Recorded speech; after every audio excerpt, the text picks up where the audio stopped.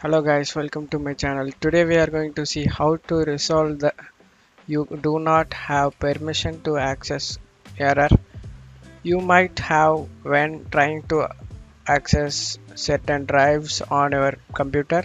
So whether or not it might be an external hard drive or a DVD or a flash drive or you name it, whatever you want.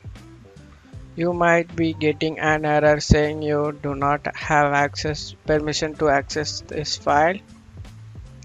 So that means you can't copy it or can't edit from it, which can definitely annoying if you are trying to read or write a lot of data. The biggest thing this issue deals with the permission error. Let's jump straight into it guys. Let's fix that. Go to start search menu and type this PC. Open it.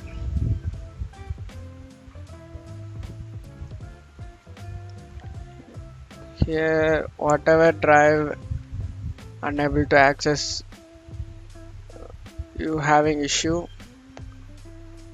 right click on it, properties, go to security, go here,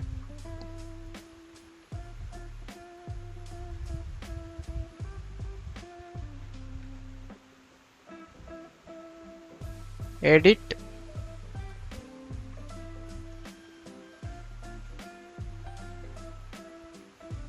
go here add,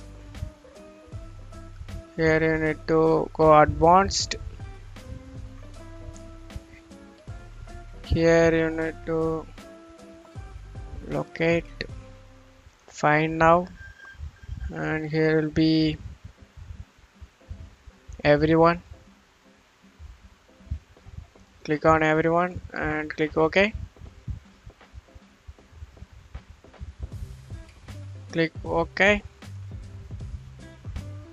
and you need to permission for everyone need to be allow check every box over here, allow,